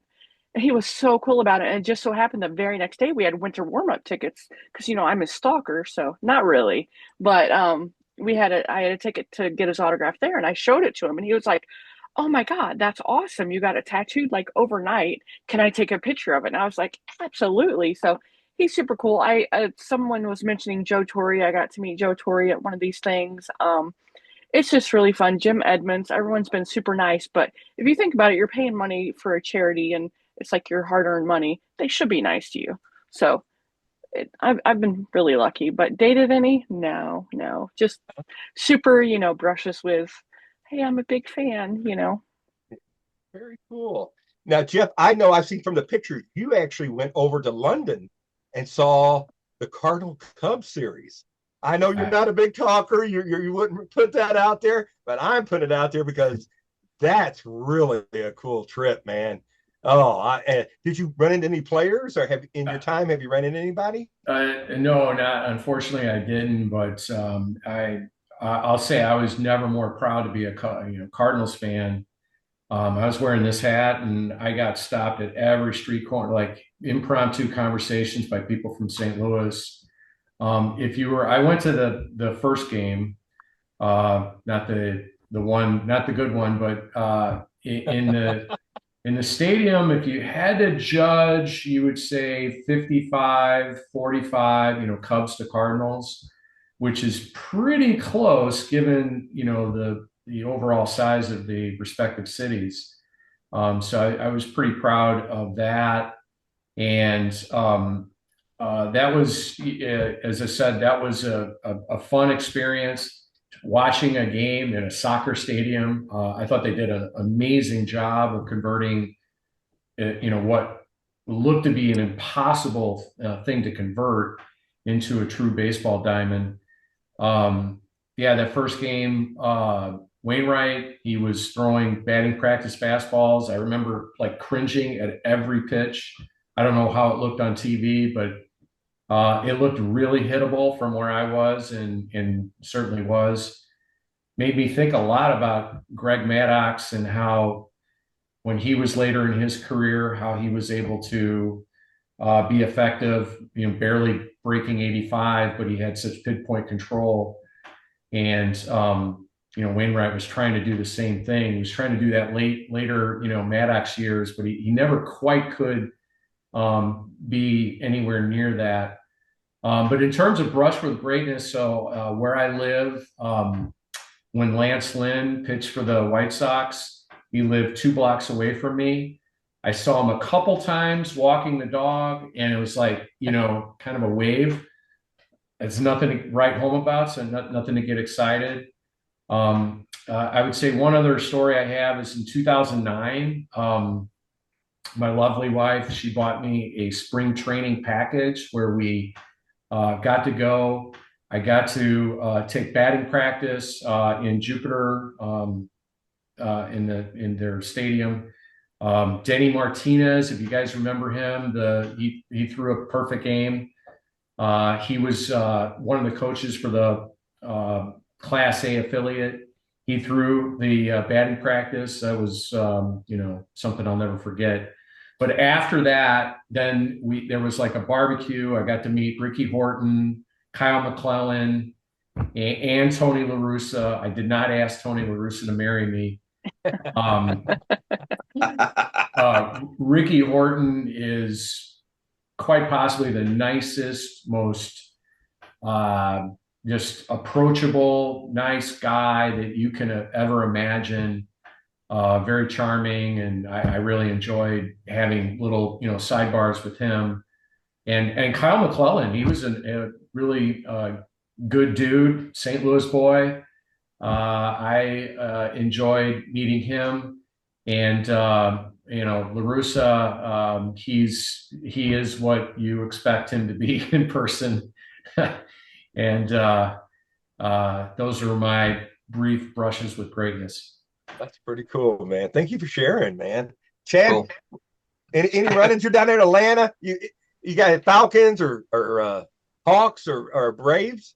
Well, I got a couple stories. I mean, it's not grandiose at all, but I have a former student of mine. Her dad was the strength and training coach for the Yankees, and I remember her last name. But this kid brought me a baseball signed by all the Yankees in '96. I think it was '96. It was the year between the World Series championships and the Yankees. So you could kind of check that out when it was. But and I, to this day, it's been all these years ago, almost 30 years ago, and I can't find that baseball since we moved and everything. So I'm trying to find the baseball, but I haven't signed. The second one is kind of interesting too. I taught a kid who became a baseball, I guess phenom, if you want to call him that. He played for the Orioles for several years, and he played for the Braves. I think he retired in 2020. Nick Markakis. I don't know if y'all don't know Nick Markakis, but he was my student. I seen him hit a grand slam against my Cardinals. Thank you, Nick. Yeah, he was a Cardinal killer for sure. Yeah, I feel like I know that name for a reason. Yeah, Markakis was a good student, little kid. I had him when he was 13 or 14, and I remember he would always carry his baseball bag. He loved baseball, and he played baseball year round. And then in Atlanta, you can play baseball, travel league, but he was playing travel ball back when he was 13 or 14 years of age. And then he grew up, and became real tall. When he graduated from Woodstock High School and went on, played Olympics for the Greece team. And then Orioles, and then Braves, I think, came after the Orioles. So that's my career.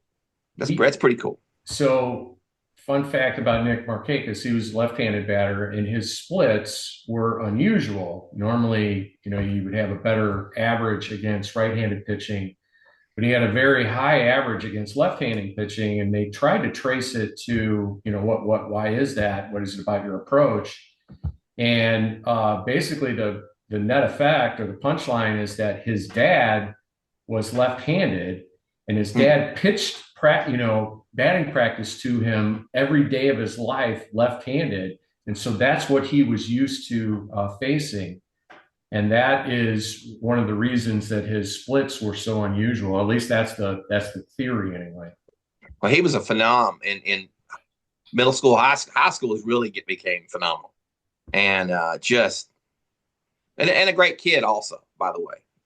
Beyond the sports aspect, is just a real respectful, good kid. Vince, you got any brushes with greatness? Yeah, my godfather was a guy named Babe Ruth. Yeah. My biological father, Baloney. Lou Gehrig. So no huge brushes with greatness. I was at the airport picking up the luggage, and on the carousel next to me were the Cardinals flying in from somewhere. And I mean, they all were getting all the travel luggage is the same. It's Cardinal luggage. And right next to me was Bobby Bonilla. And I wanted to say hello or something, but he had his earbuds in back when they had wired earbuds. He just sitting there just kind of singing to himself without any words coming out of his mouth. It was kind of a funny thing. And he's still getting paid, by the way, from the Mets every year, $1 million. But anyway, that was kind of cool. I wanted to strike up a conversation with him. This was odd. We knew a lady who passed away of cancer, and her husband, I don't want to give away names or anything, but he worked closely with Cardinal players from the 80s and 90s. I'll put it that way. And so when we drove up to the funeral, there was one huge Escalade that stood out. And this was in Festus, Missouri. And this diminutive African-American walked out, and I thought, that's got to be Ozzie Smith. And so I went in, and all the people who were sitting there said, you should have been here 2 minutes ago. You could have met Ozzie Smith. I thought, that's kind of weird, going to a funeral, and oh my gosh, there's Ozzie Smith. So I just kind of thought that was a little bit weird. But this is the encounter I should have had that I didn't. As I've said on this podcast before, I am named after a Cub radio announcer, Vince Lloyd. And he called Cub games from like the early 60s until I think 83. So this was about 78 or 79. We're at a Cardinal Cub game, me and a friend, and we're walking on the concourse going to find our seats. And walking towards us was famed Cubs Hall of Fame TV announcer Jack Brickhouse. And I didn't notice him at first, but somebody said something to him. And when he talked, I thought, oh my gosh. And I look up and there's Jack Brickhouse. And my thought was, tell him you're named after Vince Lloyd and you'll be able to go in the booth. But I was too shy to say, oh, hi, 12-year-old Vince Lloyd. Yeah, I'm named after your buddy in the radio booth. Can I go in the booth or whatever? But I wanted to meet him so bad. I wanted to meet Vince Lloyd so bad, but I was just too shy. So that should have taken place, but it didn't. Nowadays, I don't care. I would have pulled the old man by the collar and said, I'm Vince Lloyd, and I want to meet Vince Lloyd. So, but 12-year-old Vince is way too shy. Well, I don't want to bore you, but get a load of this. All right, are you sitting down? Now, I go to all the things to meet the baseball players and the football players, and they sign the cards and the balls and everything. But my favorites, baseball's number one, but right underneath it, as Jeff and Chad knows, wrestling. Oh, I've got some wrestling stories. I've been bit in the forehead by Ox Baker. Ox Baker, the heart punch. Ox Baker. He could tell. I've always been kind of a pain freak. I don't mind flipping over a table or something. Chad will tell you. Jeff's duplexed me many a time. And usually at church. So, yeah, at church too. And so he saw that I was into it, and he hit me with forearm smashes in the back, kicked me and everything, and got him and bit me in the forehead. And my friend took a picture. One of my favorite all-time pictures is Ox Baker, the late great Ox Baker, bite me. And I've been hit in the throat by a fork by Abdullah the Butcher, and he signed the fork afterwards. Jeff, he signed the fork. Wait, how did that happen? How did that happen? Tupelo, Illinois. They have a wrestling show, and Abdullah was the guest. And I said, hey, and I noticed Harley and Harley's wife were calling him Abby. I said, hey, Abby, how about a photo? And he goes, oh, I'll give you a photo. I said, well, give me a photo then. And he took that fork out. But he had his thumb kind of he was just hitting me with his thumb, but it looked great. Wow. And I got a picture of me getting I got a ton of these things. That's cool.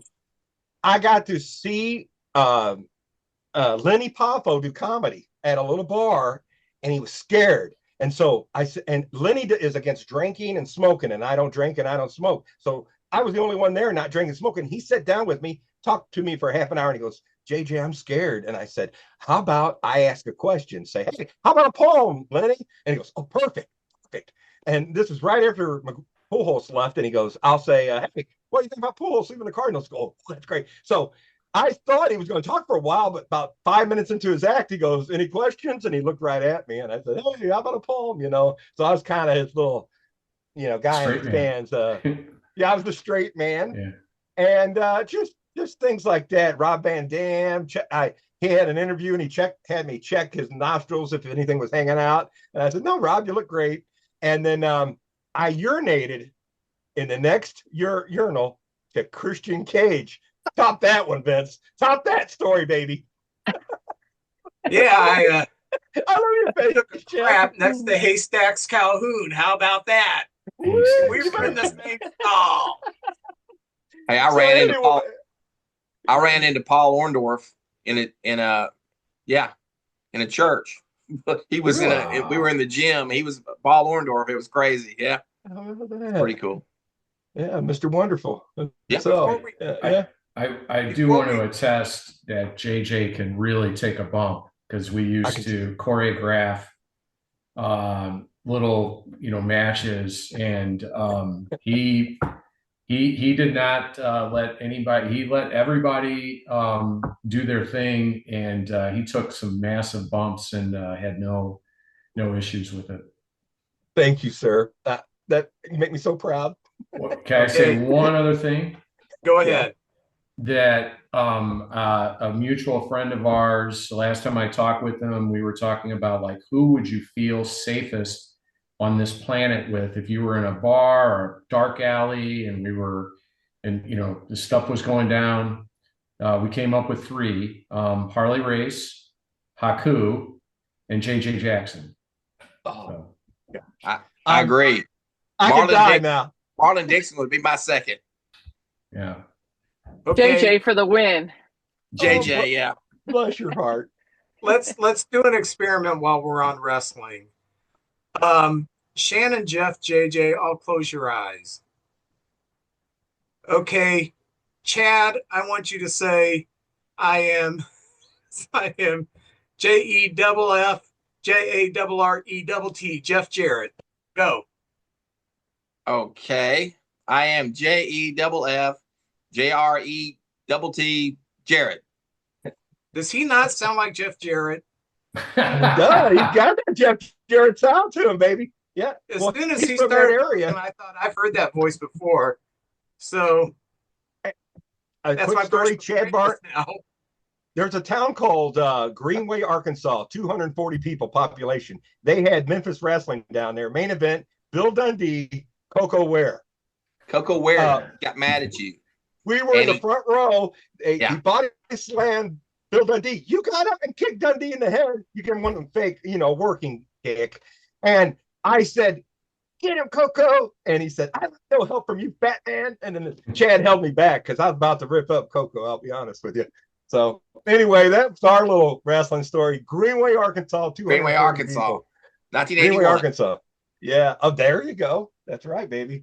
Well, if you guys are talking about wrestling, does anyone remember Ronnie Garvin? Oh, man, the hand stone. Yeah, I got to meet him. I was young. We went to the... You dated him? You dated him? No.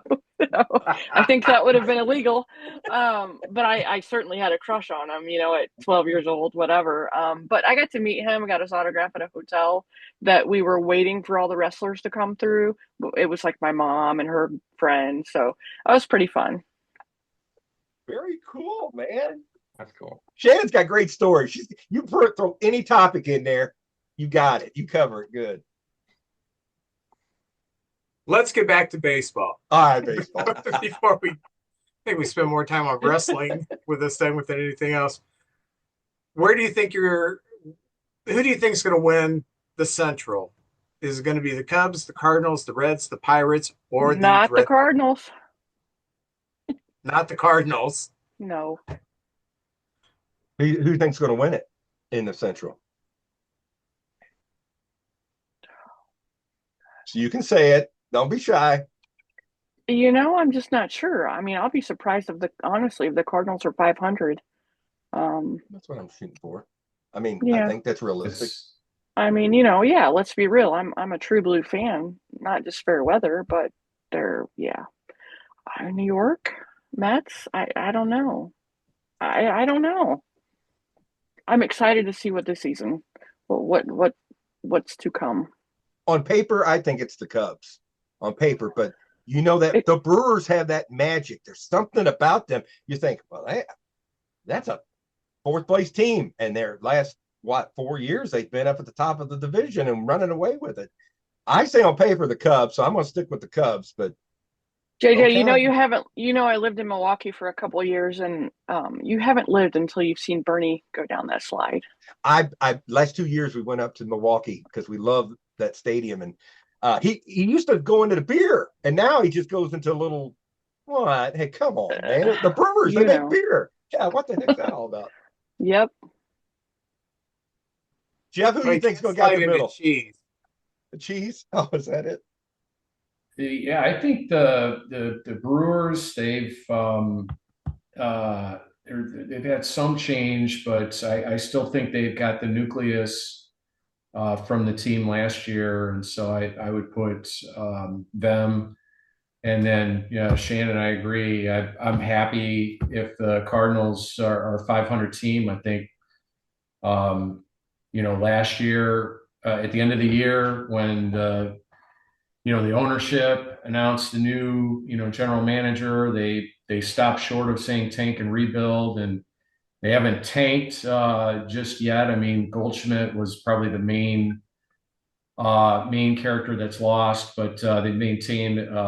Who knows? Arenado could be, gone any minute. But I still think of them as going to be, competitive enough. It's not a playoff pitching staff by any stretch of the imagination. But you never know. Matt's could have a career year. He seems to be healthy. He had a really good spring training. So it's going to be a competitive team, but I think for the division, I still like the Brewers, and I think the only other one that I feel safe about would be the Pirates in last place. Yeah.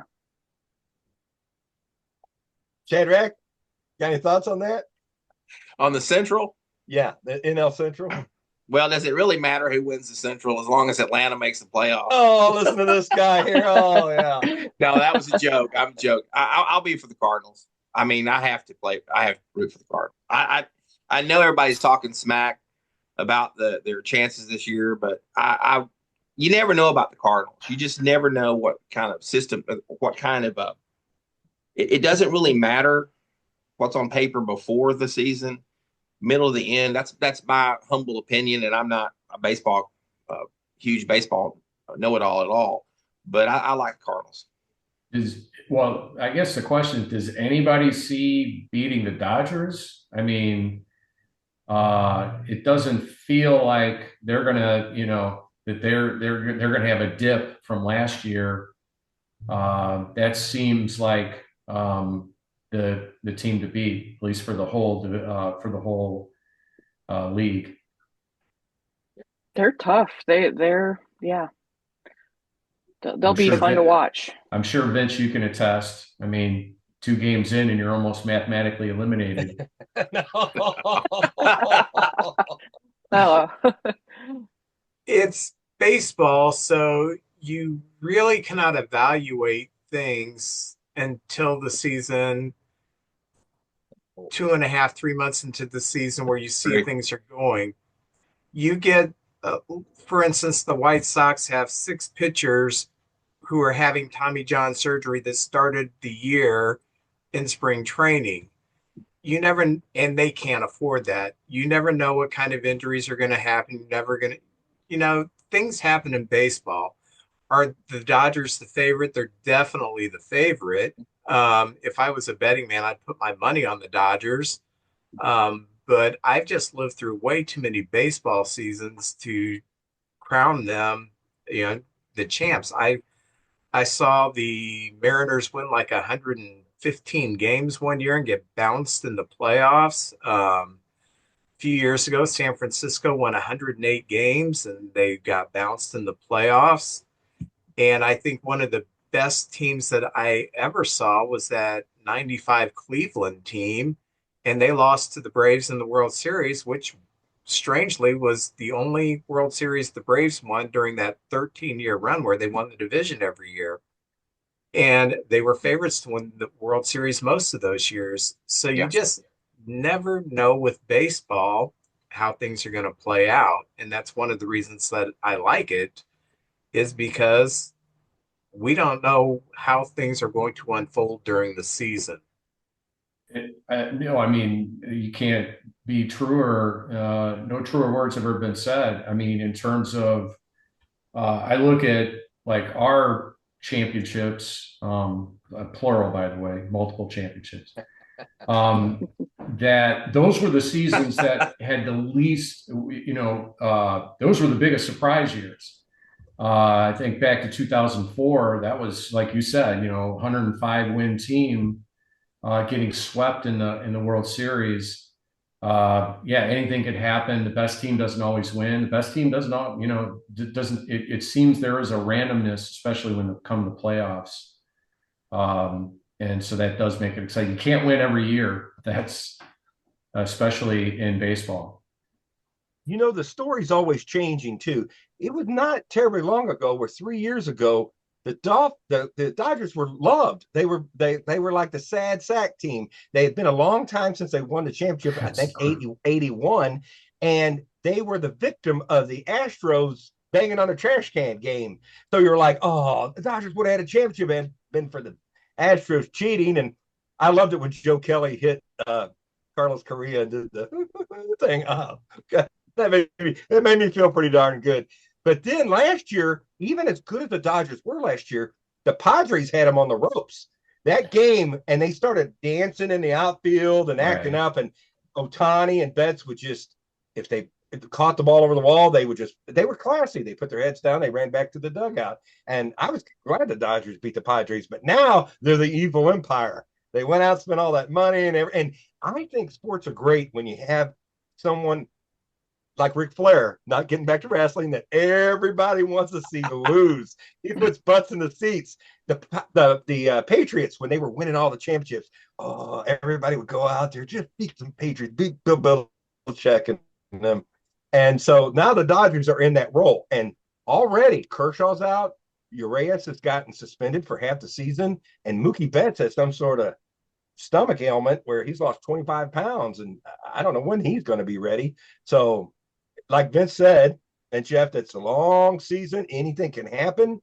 And wouldn't it be so sweet if somebody, and I think the 2 teams that has a chance to beat the Dodgers this year, if they stay healthy, the Atlanta Braves, I think that toe-to-toe in a 5-game series, they can go. And I think their lineups, actually, the pitting is better than the Dodgers, myself, I think. And the team I'm going for this year, not to win it, but to win the AL, is the Texas Rangers. You look at that team, Mark Leiter Jr., DeGrom, he's been hurt a lot. Maybe this is his year to finally play a whole year.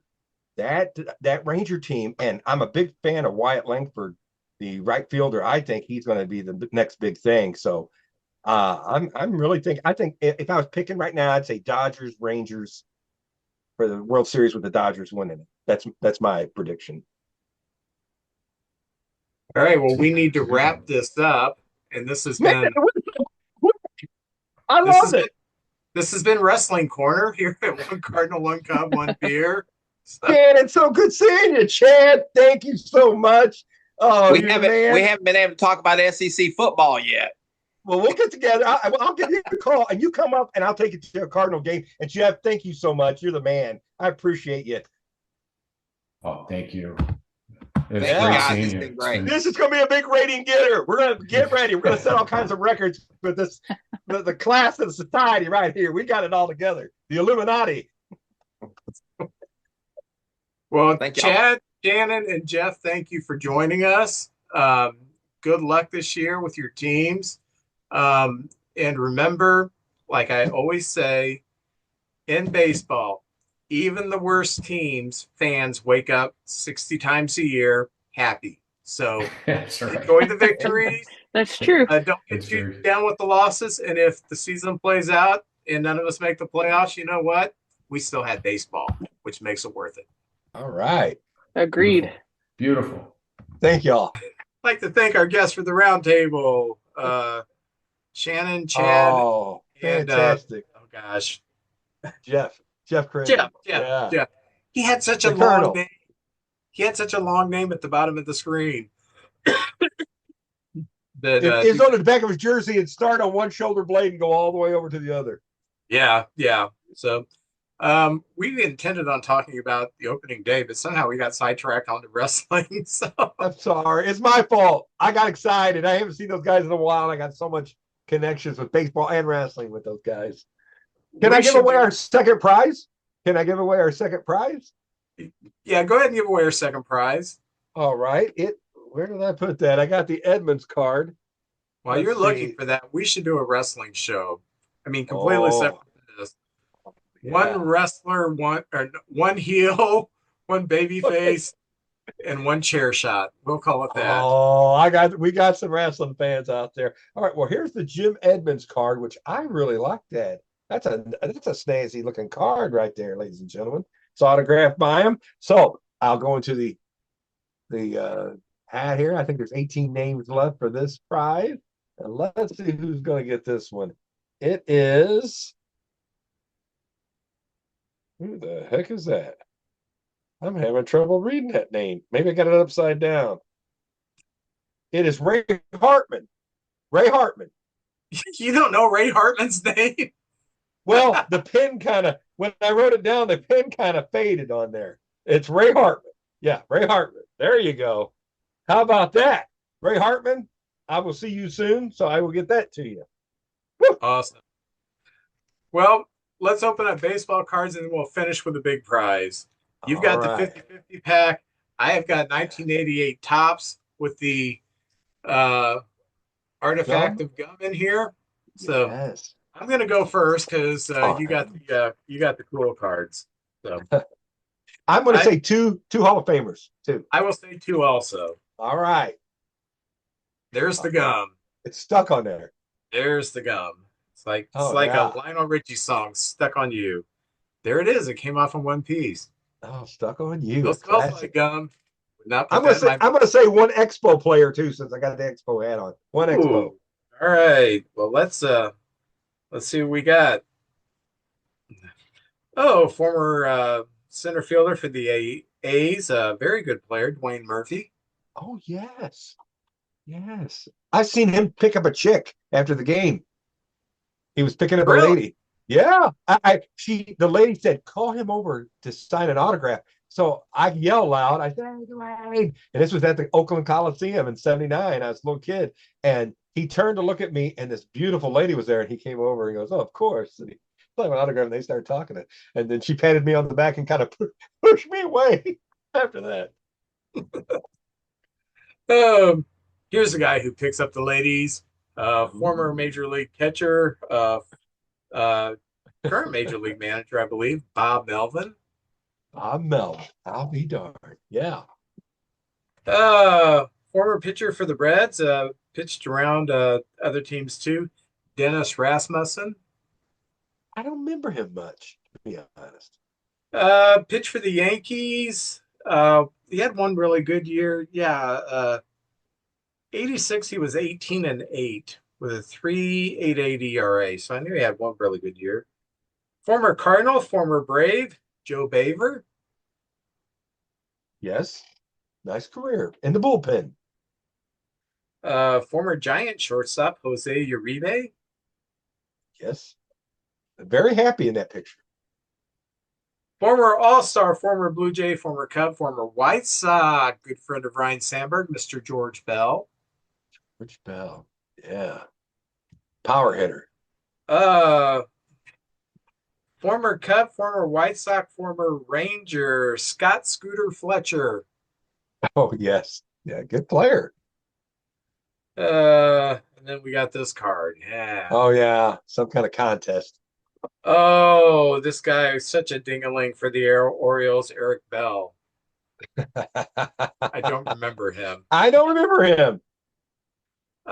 Former All-Star, former A, former Red Sox, former Angel, and his son was a major league pitcher, Tony Armas.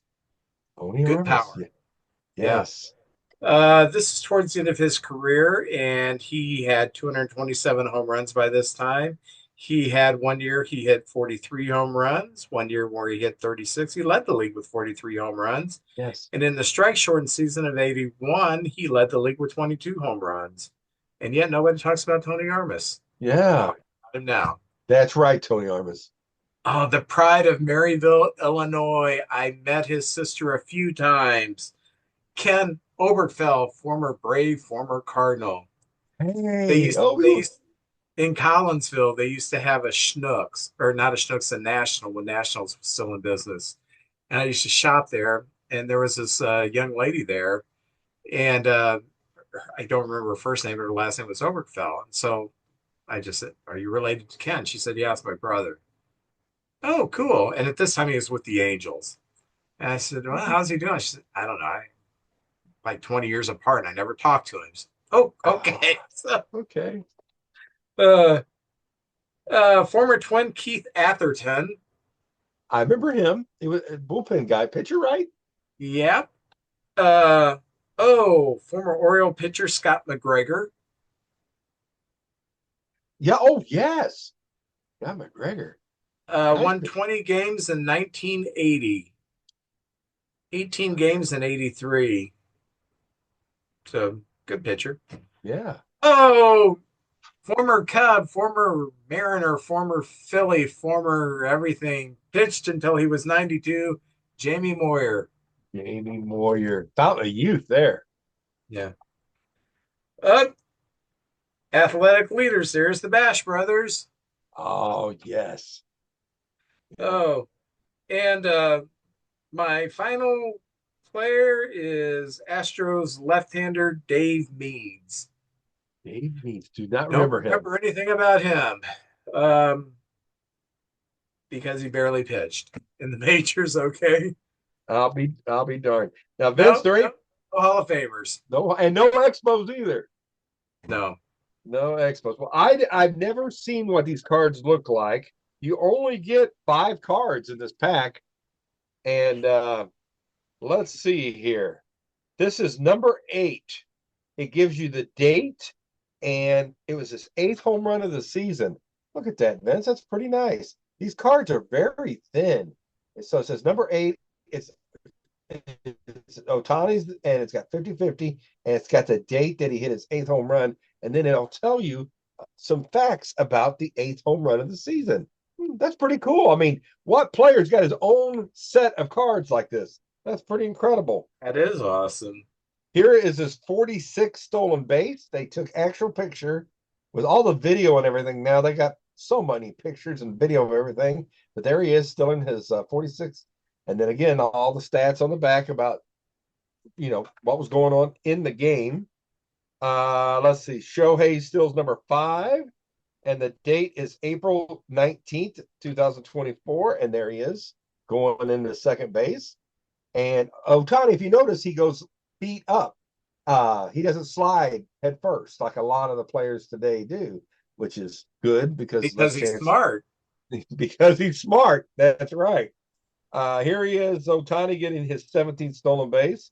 And this is July 4th, 2024, the celebration of our birth of our country there. So there he is, stealing a base. And finally, it's number 14, June 1st, 2024, and it's Otani stealing second base right there. And again, there are the stats and tells you a little bit about them. Vince, I like these cards, but they're thinner. They're not, it doesn't seem, there they are, very thin cards. Nice photography. I like the pack. I like the pack that come in better than the cards themselves. And I will not buy any more of these. But I thought, hey, it'll give a chance to show everybody out there what's going on in the card business right now. And Otani's got his own set of cards. That's pretty darn cool. Very awesome. Very awesome. Well, Yes. JJ, I'm not going to ask what you're doing this week because I know exactly what you're doing. You're working and watching baseball, and you're going to opening game. So Going to awesome. opening day. We're going to get there early. I actually have to go to the dentist that morning. So I'll be at the dentist. And then I'll come down. Brody works midnights. He'll get a few hours of sleep. He's going to meet me at Hillsboro.